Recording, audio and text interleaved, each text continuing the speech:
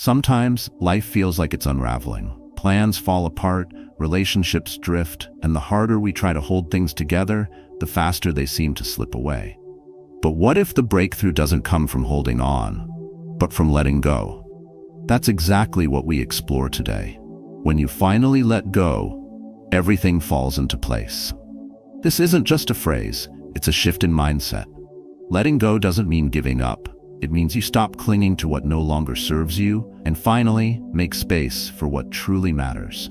Whether it's control, validation, old versions of yourself, or the fear of uncertainty, when you loosen your grip, life has a way of aligning itself in ways you didn't expect. So as you listen, don't just treat this like another piece of content. Come back to it. Listen again when your mind feels heavy, when your heart feels tight. Let it be your reminder. Subscribe now to receive more insights like this. And in the comments, what's one thing you've been holding on to that you're finally ready to release? Share it. Not just for yourself, but maybe it'll help someone else too. Sometimes the moment you let go is the moment everything begins. 1. Let go or be dragged. You've probably felt it before. The stubborn resistance of a door that won't budge no matter how hard you pull. The instinct is to tug harder, to force it open with effort and frustration. But what if all it needed was a gentle push from the other side? Life works in much the same way. Often, we find ourselves gripping tightly to things we think define us. A job that no longer brings us peace, a relationship whose warmth has faded, or a personal timeline we swore we'd follow. We hold on, not because it brings us joy, but because letting go feels like losing control. And yet the truth is simpler and far more powerful. The moment you release your grip, the moment you stop fighting the current, everything begins to shift. It's not failure, it's clarity. Epictetus once said, "Freedom is the only worthy goal in life." But he didn't mean freedom through achievement or dominance. He meant freedom from attachment, from the illusion that you must carry what's already dragging you down. Think about that for a moment. What if the very thing you're clinging to, the plan, the title, the identity, is the thing keeping you stuck? Not because it's inherently bad, but because it no longer fits who you're becoming. Life evolves, so do you. And what once was right might now be the weight holding you back. Still, letting go isn't passive. It's one of the most active forms of self-respect. It means recognizing when you've reached the edge of what effort can accomplish and choosing presence over pressure. You don't have to stay in a room just because you painted the walls. When we learn to let go, we stop confusing persistence with purpose. We realize that holding on just because isn't strength, it's fear wearing a mask. So many of us live with this invisible pressure to keep everything together. Society rewards perseverance, hustle, and commitment. And yes, those things matter, but not when they become chains. Letting go doesn't mean you stop caring. It means you start caring about the right things. About your peace, your alignment, your next step. And sometimes the most courageous thing you can do is step away. Not with resentment, but with reverence for what once served you. The Stoics weren't emotional minimalists for the sake of coldness. They understood that attachment clouds judgment.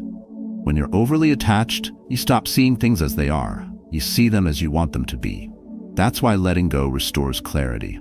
It allows you to see the situation, the person, or the path for what it truly is, not what your fear hoped it would become. You might be thinking, but if I let go, then what? That uncertainty is exactly where growth begins. In the space after release, possibilities unfold. New connections form, inner peace takes root, and you begin to realize that what you feared was the end is actually the beginning of something more aligned, more honest. Letting go is not a loss, it's a return to what matters, to who you are without the noise, to the quiet knowing that peace doesn't come from control, it comes from trust. So today, take a breath. Look at what you've been dragging behind you, not with judgment, but with awareness. Ask yourself, is this still mine to carry? And if the answer is no, set it down gently. You might be surprised how much lighter life feels when you stop forcing the door and simply walk away from the wrong one. That's when everything starts to fall into place. Not by force, but by finally making room for what's meant to stay. 2. Detachment is power. It's strange, isn't it? We say we want peace, we crave stillness, yet most of us build our lives around things that are fragile. Titles, achievements, how many people liked our latest post, how we appear in someone else's eyes. We invest our energy in outcomes we can't fully control, and then wonder why we feel anxious, drained, or perpetually one step behind. We chase validation through performance, tie our self-worth to attention, and cling to structures that collapse the moment circumstances change. Like trying to hold water by gripping it, the tighter we grasp, the faster it slips through our fingers. The more we care about maintaining the perfect image, the more we live on edge. And the irony is, the peace we seek isn't in adding more control, but in learning to release it. Detachment, though often misunderstood, is not apathy. It's not about giving up or becoming emotionally numb. It's about creating space between what happens and how we let it define us. It's the powerful, quiet practice of saying, "This doesn't control me. I don't have to carry this any longer." Marcus Aurelius knew this well. He reminded himself daily that people would disappoint him, not to become cynical, but to prepare his mind to meet the world with calm, not illusions. Detachment allows you to love without possession, to strive without desperation, to care without collapsing. You stop needing things to go exactly your way in order to feel grounded. You stop fighting every moment that challenges your ego. That's real power. That's freedom. The mistake many of us make is assuming that clinging shows strength, that if we hold on tight enough, we'll make things last. But real strength is being able to say, "I can let this go and still be whole." Detachment doesn't mean walking away from responsibility or ambition. It means you no longer let your identity be dictated by the outcome. You can still show up, still give your best, but with clarity, not clenching. In today's world, this mindset is rare. It's easy to get caught in the numbers game, whether it's money, likes, or milestones. But the Stoic path invites a quieter, deeper success, one not rooted in how loud your wins are, but how still your spirit remains when things don't go as planned. The man who can face failure without losing his inner compass is far more powerful than the man who wins, but must constantly grasp to stay on top. This doesn't mean you stop setting goals or building dreams. It means you pursue them without chaining your self-worth to them.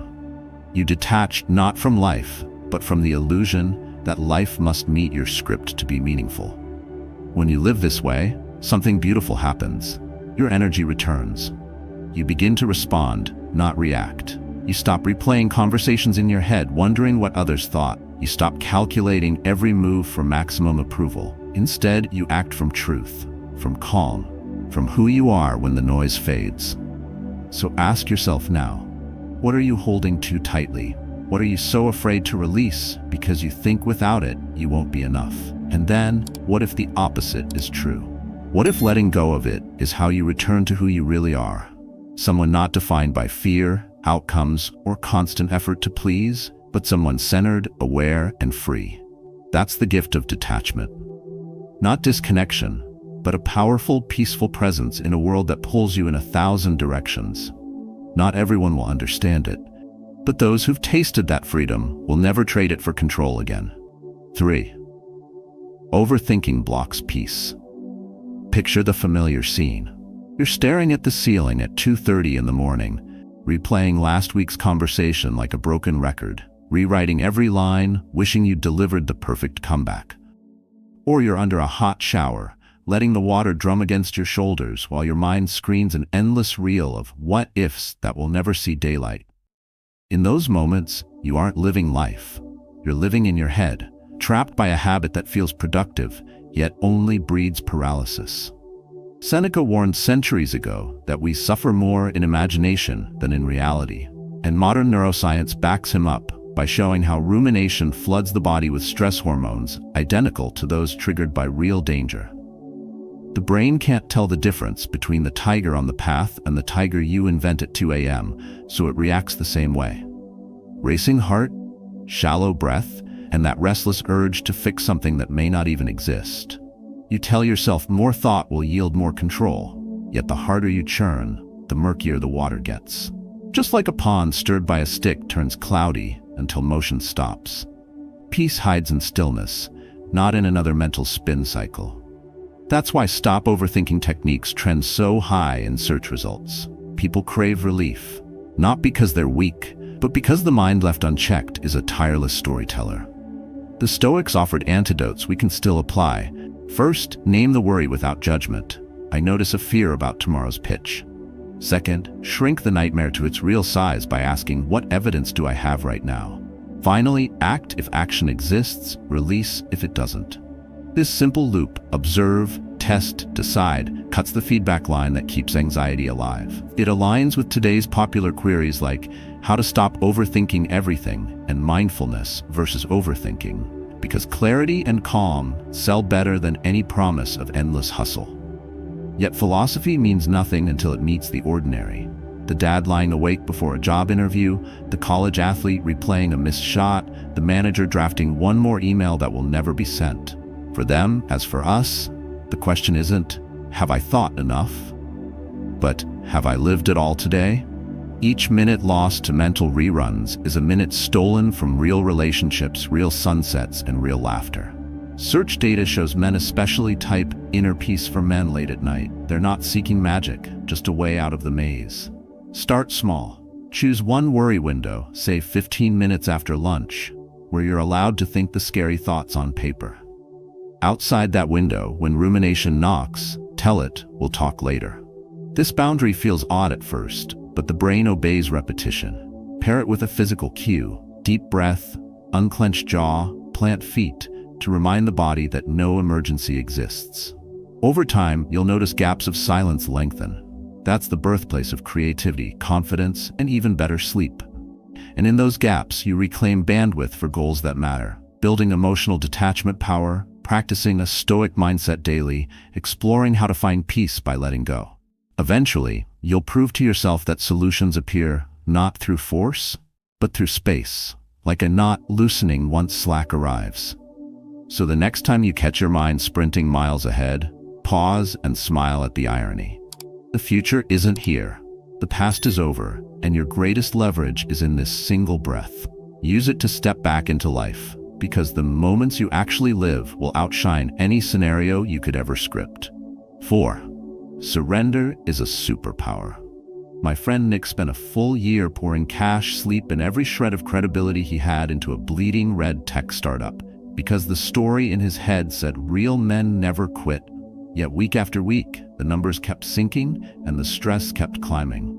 Eventually, he was grinding through 16-hour days, ignoring his kids' soccer games, and snapping at the very investors he hoped to impress, all under the banner of perseverance, until one Tuesday morning, after a night of spreadsheets that still refused to balance. He closed his laptop, felt the weight in his chest, and finally admitted the brutal truth. He'd been fighting a battle already lost 6 months earlier. That moment of surrender, which outsiders might label failure, became the hinge that swung his life from burnout to clarity, because releasing the doomed venture freed bandwidth for a healthier project and restored peace at home. The Stoics would say Nick had just practiced real courage. Epictetus advised, make the best use of what is in your power and take the rest as it happens. A line that demolishes the modern myth that success always equals control. In our hustle culture, we celebrate grind till you drop. Yet data on entrepreneur burnout shows that clinging past the tipping point often costs more than letting go. And search terms like surrender and success, or how to let go of control, trend high because men are hungry for permission to stop bleeding energy into unwinnable fights. True surrender is not lazy resignation. Rather, it is a strategic regrouping that protects future momentum. When a quarterback throws the ball away instead of forcing a risky pass, commentators call it smart. Likewise, walking off a collapsing bridge is not cowardice, it is wisdom resisting ego. Moreover, neuroscience backs the Stoic stance. Studies on decision fatigue reveal that the brain's executive function declines sharply under chronic overstrain, meaning the longer you grind in survival mode, the worse your judgment becomes. Nick's choice to exit looked sudden, yet it was the first rational act after months of cortisol-clouded thinking. Importantly, surrender doesn't strip your identity. Nick still applies his Stoic mindset daily by focusing only on levers he can actually move, measuring progress by effort aligned with reality, not fantasy projections. And because he is no longer shackled to that failing narrative, his creativity roars back, giving him the emotional detachment power to test new ideas without marrying them. Notice how the peace he feels now is not the calm of inactivity. It is the calm of alignment, the same inner steadiness Seneca praised when he urged leaders to retreat into yourself amid chaos. Yet many people hesitate to quit because they fear the label quitter more than they value sanity. They post letting go quotes on social media while secretly refreshing bank dashboards at 3 a.m., hoping for a miracle deposit. If that's you, ask one diagnostic question. Am I pushing forward because the fundamentals still make sense, or because I'm terrified of appearing weak? Should the honest answer expose pride rather than principle, then surrender becomes the bravest move, pivoting your energy toward arenas where it can compound instead of evaporate. SEO insights show phrases like inner peace for men and let go and be free soaring in volume, proving that the market respects, even craves, stories of men who redefine strength through selective release. Therefore, view surrender not as a white flag, but as a steering wheel. By turning away from the dead end, you turn towards streets where traction is possible. Nick's life after closure includes dinner with his family, gym sessions reclaimed, and a lean consultancy already profitable. Benefits impossible while he was chained to the wreckage. In the end, surrender is a superpower because it converts wasted perseverance into forward propulsion. It is the disciplined art of reclaiming attention, cash, and heartbeats for something that can actually grow. So look at your own battlefield. Where are you exhausting yourself just to dodge the word failure, even though your gut already knows? The instant you lay that burden down, you'll discover, as Nick did, that nothing valuable inside you was lost. Instead, space opens, new strategies surface, and life finally has room to fall into place, exactly where it belongs. 5. Stop seeking validation. You draft a clever status, hover over post, and then delete, because what if it gets no likes? You offer an idea in a meeting and spend the night replaying every syllable, worrying that someone, somewhere, now thinks you're incompetent. You scroll, compare, scroll again, chasing tiny spikes of dopamine from hearts and thumbs that vanish faster than they arrive. And in the process, you forget the only validation that lasts is the one you grant yourself. Society trains us early. Gold stars in kindergarten, grades in school, performance reviews at work, follower counts online. Each metric whispers that worth is external, measurable, and subject to approval. Yet the moment you link identity to applause, you become an actor in your own life, cueing the audience before taking a step. Marcus Aurelius saw this trap 19 centuries ago, admitting his amazement that we love ourselves most, yet care more about the judgments of others. The Stoic solution is radical self-ownership. Detach from external scoreboards, anchor to inner principles, and behave as though no spectator exists. Modern search data confirms the hunger for this shift. Phrases like "stop chasing validation," "Stoic mindset daily," and "inner peace for men" surge in volume because people sense the exhaustion of performing. The irony is that performance rarely secures genuine respect. Authenticity does. When you speak truth without scripting it for applause, you project quiet confidence, magnetic, because it's rare. Think of the colleague who says, "Here's my view," and leaves it at that. No hedging, no fishing for praise. Even if you disagree, you trust the man. Trust, not popularity, seeds lasting influence. Psychological studies back this up.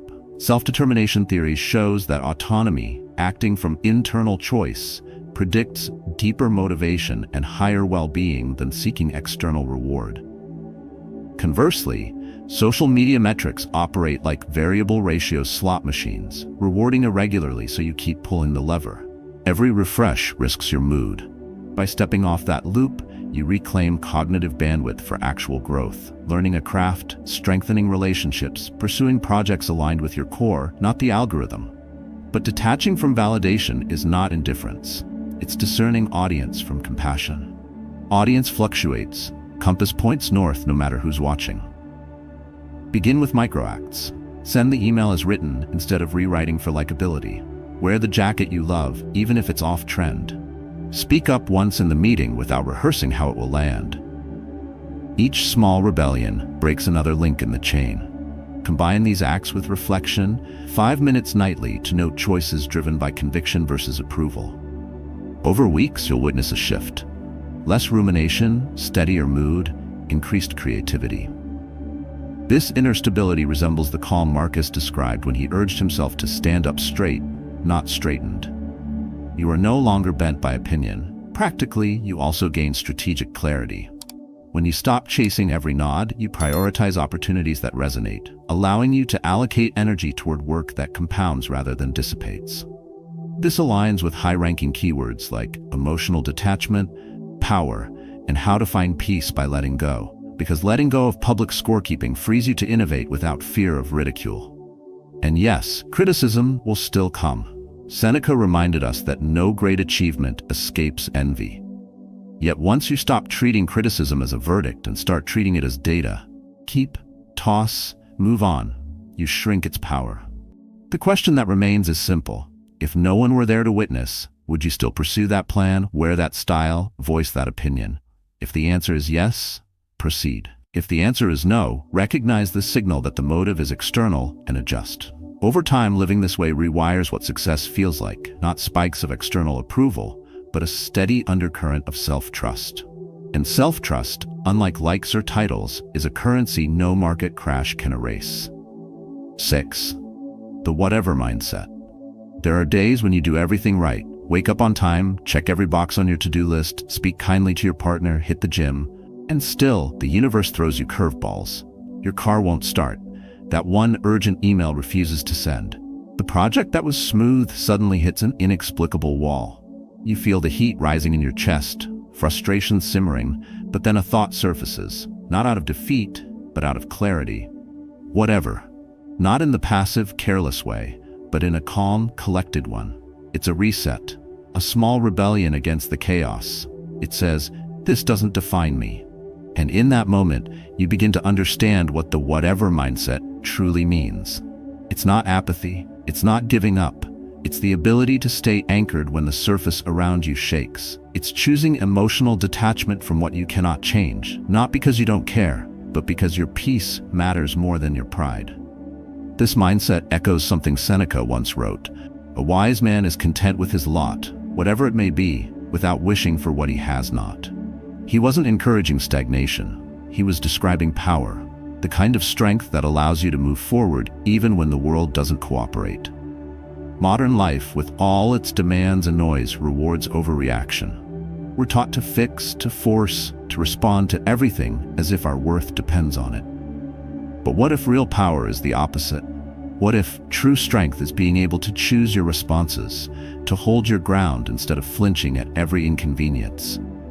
The Stoic mindset daily isn't built on intensity, it's built on steadiness. Every time you say whatever with presence, not resignation, you reclaim energy. That's energy you can use to build, to create, to heal. And surprisingly, life responds. The less emotionally entangled you are with every little bump, the more clearly you see what actually needs your attention. Emotional clarity becomes your edge in a world that rewards reactivity. It aligns with what more people search for now: inner peace for men, emotional detachment, power, and how to stop overthinking everything. Because we all sense that the noise outside won't ever stop, but we can control the volume inside. When you stop needing every detail to go your way, you stop being at the mercy of circumstance. That doesn't make you passive, it makes you precise. You react less, which means when you do act, it's intentional. The whatever mindset is also the antidote to burnout, not because you care less, but because you've learned to care smarter. You filter your energy. You don't waste emotional bandwidth on rude drivers, minor delays, or algorithms that decide who sees your content. You start asking a better question: does this deserve my reaction? If the answer is no, let it pass like the weather. Living this way doesn't make life perfect, but it makes you unshakable. You gain the kind of calm that people feel when they walk into a room with you, the kind of grounded presence that builds trust, that makes your decisions more effective, that lets you move through chaos without losing your center. This mindset is not a personality trait, it's a trained response, and the more you train it, the more natural it becomes. So the next time life spins sideways, breathe, shrug, Whisper it gently. Whatever happens, I remain. Not out of defeat, but out of quiet command. Because you know now that the storm doesn't need to stop for you to be still. And in that stillness, everything begins to fall into place. 7. Let the moment lead. Imagine the last time traffic trapped you on an endless freeway. Cars inched, stopped, inched again. You pounded the steering wheel, certain rage would somehow clear the lane, yet the brake lights still glowed red. Then, somewhere between one stalled shuffle and the next, you surrendered, tuned the radio, rolled down the window, and let cool air brush your face. Nothing outside changed, but everything inside relaxed. That is the quiet strength of letting the moment lead. Instead of forcing life to match your script, you cooperate with what is happening now. Epictetus captured this power when he urged, "Don't demand that things happen as you wish, but wish that they happen as they do." The advice rings louder today, when calendars overflow, algorithms pull attention, and every notification whispers you should already be somewhere else. Fighting each moment is like revving an engine in neutral. Noise, fumes, no forward motion. When you meet reality on its own terms, your mind clears, tension melts, and solutions emerge that could never be born. Think about daily triggers. An email that lands 5 minutes before quitting time, a meeting derailed by someone's ego, a missed flight connection. These events feel like thieves robbing your plan, yet the real theft occurs when you let frustration kidnap the present. The Stoic mindset daily teaches that external chaos cannot touch inner calm unless invited. By practicing emotional detachment, you step back, breathe, and ask, what is this moment teaching me? Maybe patience, maybe creativity, maybe the reminder that your worth is not a deadline. This shift parallels the rising search for stop overthinking techniques and mindfulness versus overthinking. People sense that mental wrestling burns energy without producing results. When you follow the moment instead of wrestling it, you spare those calories for real progress. Letting the moment lead does not mean drifting without intention. It means steering where you can and yielding where you cannot, the way a skilled kayaker hugs a river's current rather than paddling against it. You still set goals, but you drop the demand that every step arrive on your preferred timetable. This attitude aligns with surrender and success, because surrender here is strategic.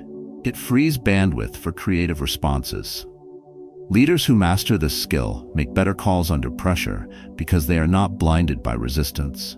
They recognize when a project stalls for reasons beyond control, pivot quickly, and conserve resources, whereas stubborn managers sink time and morale chasing an idealized schedule. Search trends show a surge in queries like, how to let go of control and inner peace for men, proof that many long for this flexibility yet fear it will look like laziness. The truth is the opposite. It takes resolve to pause, assess, and adapt rather than charging ahead rigidly. When you let the moment lead, you remain alert to subtle cues, a team member's unspoken fatigue, a market shift, a personal hunch that rigid planners miss. Innovation often hides in those small signals. By loosening your grip, you create space for them to surface. Athletes know this intuitively. A surfer reads each wave in real time. He can't demand the ocean slow down or speed up. He aligns body and board to what arrives, and in that harmony, he discovers both power and grace. Life's waves are no different. Some rise gently, others tower without warning. If you fight them, you wipe out. If you flow with them, you ride farther than force could carry you. So the next time reality jams your agenda, printer jams before a pitch, child's fever the night before travel, traffic thicker than reason, pause. Acknowledge the flash of irritation, then let it go and be free. Ask not, why now, but what now? Feel how the question shifts the weight off your shoulders. Notice how options appear once resistance drops. This is not magic, it is biology. Stress reaction narrows perception, acceptance widens it. In the widened field, you see the detour that keeps the project alive, the joke that calms your child, the side road that still reaches the airport. Minute by minute, you build trust that life's timing, while imperfect, can still serve you if met with presence rather than protest. That trust grows into confidence, and confidence into calm, until one day, stuck in yet another jam, you smile, turn up the music, and realize you are already where you need to be. Here, fully alive, in the only moment that ever truly exists. Letting go isn't about giving up. It's about creating space for peace, clarity, and inner strength. When you stop chasing control, stop overthinking, and stop seeking constant validation, you begin to move with life instead of against it. The moment you choose detachment, you unlock the calm you've been searching for. So, let the moment lead, trust what you can't plan, and remember, true power lies in presence. Share your story in the comments. What's one thing you finally let go of? We read every word. And if this brought you clarity, like the video and subscribe for more calm.